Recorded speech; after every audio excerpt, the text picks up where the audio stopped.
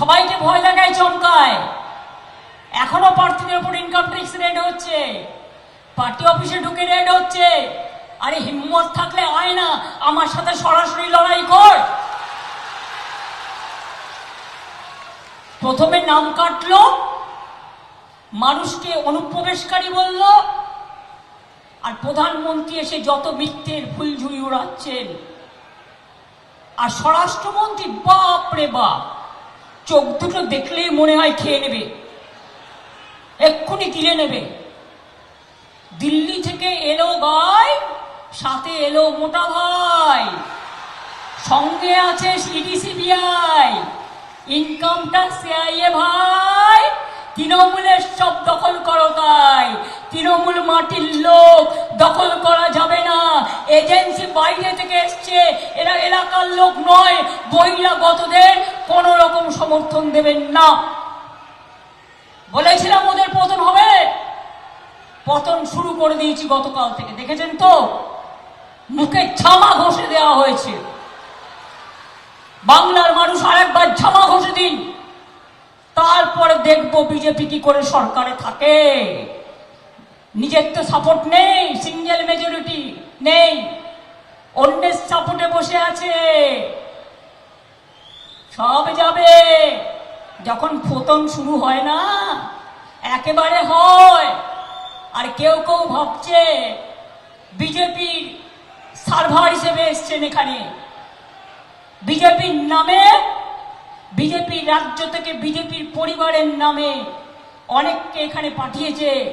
যারা বলছে তৃণমূল দেখে দেখে অ্যারেস্ট করো, এজেন্টদের অ্যারেস্ট করো, রেড করো, আমি তাদের বলি তোমাদের সব ইতিহাস আমরা জানি, তোমাদের প্রত্যেকটা নাম, তোমাদের প্রত্যেকটা ঠিকানা, তোমরা কোথায় চাকরি করো আমরা সব জানি। বিজেপি কাল থাকবে না, তখন বুঝে নিও নিরপেক্ষভাবে কাজ না হলে মানুষ কিন্তু বদলা নেবে। কোনো ভয় পাবেন না, ভয় পাবেন? নতুন করে তুমি বাজেট ফেব্রুয়ারি মাসে হলো, আমি যদি লক্ষ্মীর ভান্ডার 500 থেকে 1000 করে 1500 ইলেকশনের আগে বাজেটে দিয়ে দিতে পারি, যুবসাথী 1500 বাজেটের আমি যদি দিয়ে দিতে পারি, তা তোমরা কেন বাজেটে দাওনি? চালাকিটা কি শুনে রাখুন, চালাকিটা হচ্ছে আপনার বাড়ি গিয়ে বলছে কার্ড দেবো, আপনি 3000 টাকা পাবেন, ছাই পাবে, আখার কুলো। জিজ্ঞেস করুন এতদিন দাওনি কেন, বাজেটে বলোনি কেন? মিথ্যে জাল বুনছো। নাম, address, phone number, bank account নিয়ে আপনার যেটুকু আছে সেটুকু লুট করে নেবে, এটা মাথায় রাখবেন। বিজেপি থেকে সাবধান, সতর্ক থাকবেন। আমার নাম করেও যদি কেউ বলে ব্যাংক অ্যাকাউন্ট দিন, দেবেন না। শুনুন, অনেক ভোট কেটেছিল, আমি সুপ্রিম কোর্টে লড়াই করে 60 লাখ লজিস্টিক ডিসক্রিপেন্সি 32 লাখ নাম তুলে দিয়েছি। বাদ বাকি নাম আজ নয় কাল উঠবে। জেনে রাখুন, বিজেপি সুপ্রিম কোর্ট অর্ডার দিয়েছে, ট্রিব্যুনাল কেসগুলো নিষ্পত্তি করবে। আপনাদের আমরা একটা ভোটও দেব না। আপনারা হচ্ছেন স্বৈরাচারী, ব্যভিচারী, অত্যাচারী, দুরাচারী, দাঙ্গাকারী, ভোট কাটারি। সবার ভোট কেটেছে। এরপর চেয়েছিল ডিলিমিটেশন, ভাগাভাগি করবার, ঘ্যাচাং ফু। মহিলা বিল তো আমরা 98 থেকে লড়ে আসছি।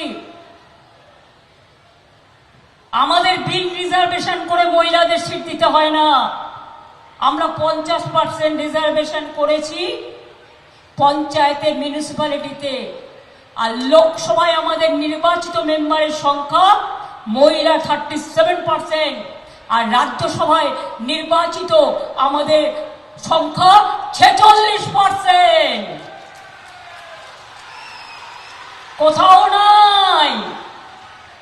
মোদি বাবু, আমাদের থেকে শিক্ষা নাও আর ভালো করে বুঝে যাও, মা বোনেদের অসম্মান করার অধিকার তোমাদের নেই। 98 থেকে আমি লড়ছি এর জন্য। কোথায় ছিলে তোমরা যেদিন মহিলা বিল সবাই পার্লামেন্টে কাটতে এসেছিল? আমি প্রেস মিডিয়াকে রিকোয়েস্ট করবো ছবিটা নিয়ে নিন। আমি মহিলাদের একটা ব্রিগেড করেছিলাম পার্লামেন্টের লোকসভার ভেতরে, এবং সেখানে তখন কৃষ্ণাদিও বেঁচে ছিলেন আমার মনে আছে। আর আমি ছিলাম একদম লাস্টে, সবাইকে মেরে এগিয়ে আসলেও আমি কিন্তু রুখে দিয়েছিলাম। তার কারণ হচ্ছে আমাদের জন্ম সংগ্রামে আমরা লড়াই করার লোক, আমাদের সাথে অত তাড়াতাড়ি পার পাবে না ভাই। আমাদের এখানে পার পেতে গেলে তোমাদের পগার পার করে দেবো। এবিপি আনন্দ, এগিয়ে থাকে, এগিয়ে রাখে।